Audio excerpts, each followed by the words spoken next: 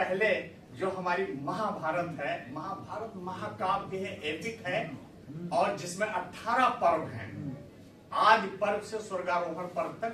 तो ये गीता के भीष्म पर्व जो छठा पर्व है महाभारत का, उसमें आती है, और 25वें अध्याय से 42वें अध्याय तक उसमें इसका वर्णन है। आप जानते हैं महाभारत पहले तो सिविल नेचर का केस है, और उसके बाद वो क्रिमिनल नेचर में टर्न हो जाता है। अगर जरा सा भी ह्यूमन नेचर कंट्रोल ना हो तो कानून टूटते हैं और समाज संघर्षों से भर जाता है। तो ये जो गीता का दर्शन है, ये वास्तविकता में है क्या, बहुत बृहद भी है। इसमें 700 वर्सेज हैं, 700 श्लोक हैं, 18 अध्याय हैं। महापर्व जैसे 18 पर्व हैं महाभारत में, ठीक उसी तरीके से गीता में भी 18 चैप्टर्स हैं, और सबके सब योग बन गए। गीता विषाद योग से चलती है और मोक्ष संन्यास योग तक आती है।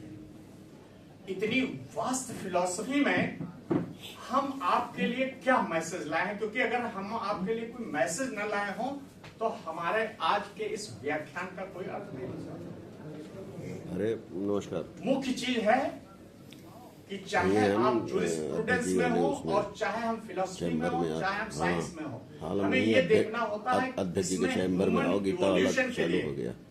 क्या मैसेज है। ये चीज हम सबके लिए सबसे आवश्यक होगी। तो हमें ये देखना होगा कि इस श्रीमद् भगवत गीता में हमारे लिए मैसेज क्या है, ये खोजना। यही हम सब लोगों, हम दार्शनिकों का, विचारकों का यही सबसे बड़ा काम होता है।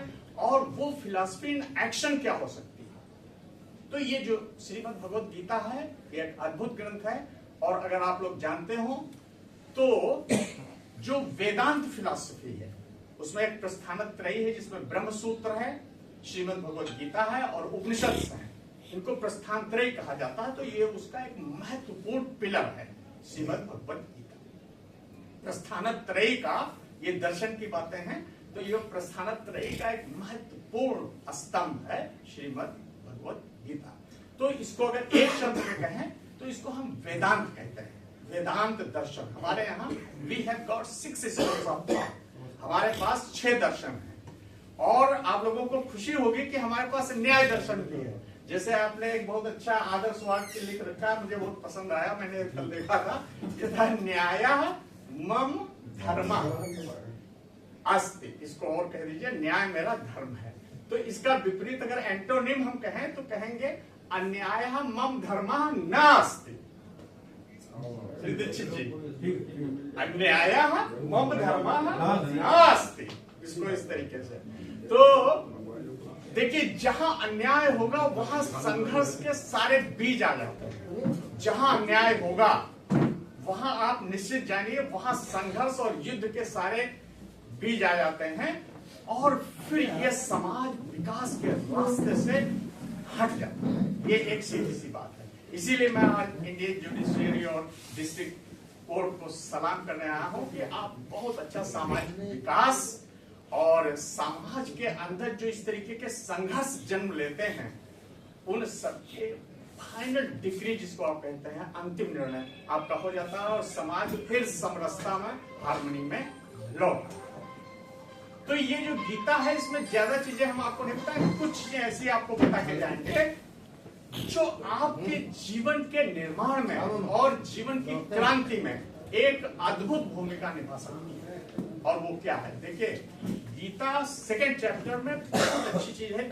एक श्लोक है, कर्मण एव अधिकारस्ते मां फलेषु कदाचन। ये बहुत प्रसिद्ध है, लेकिन ज्यादातर अधिकांश जो गीता के भाष्यकार हैं, तो उन्होंने सोचा कि यही गीता का सार मर्म है और यही सारी चीजें खत्म होती है। लेकिन ये नहीं, कर्म की एक हायरार्की है। कर्म निरंतर, गीता का कर्म यहाँ से शुरू होता है और बड़े योग कर्म और यज्ञ कर्म तक उठता चला जाता है।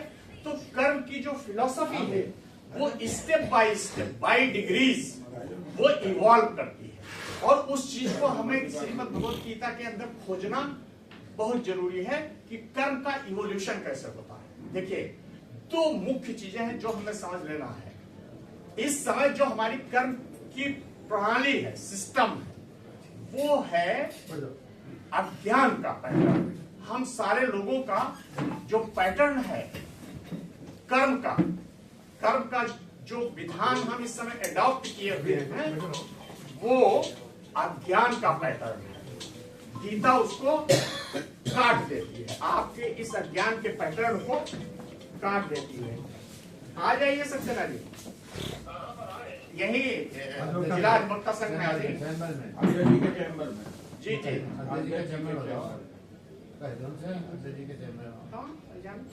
और रिकॉर्डिंग करो, कहीं का बंद करिए, वीडियो रिकॉर्डिंग नहीं, रिकॉर्डिंग कर लो, रिकॉर्डिंग कर लो, रिकॉर्डिंग नहीं करेगा, वीडियो रिकॉर्डिंग हो रही तो कहाँ का पूरा यार वीडियो। तो अंदर आ जाइए, अंदर अध्यक्ष जी के चैम्बर में। जी जी जी जी किसी पूछिए, नोटिस बोर्ड पर तो लगा हुआ। तो मैं कह रहा था कि जो इस समय हमारी जो कर्म प्रणाली है वो अज्ञान की कर्म प्रणाली है और गीता उसको काट वो आपको नहीं स्वीकारती, आपके कर्म विधान को नहीं स्वीकारती और वो अपना एक उच्चतर कर्म विधान लाती। आइए श्री ज्ञानेश गंगा जी का भी हम स्वागत करते हैं और राकेश श्रीवास्तव जी का आ गया जी।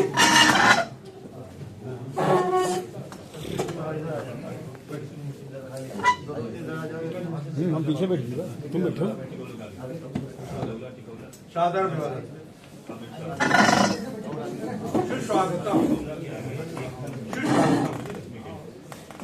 जी, तो मैं रिज्यूम करूं। मैं ये कह रहा था कि देखिए इन चीजों की जो सटलिटी है, उसकी जो सूक्ष्मता है,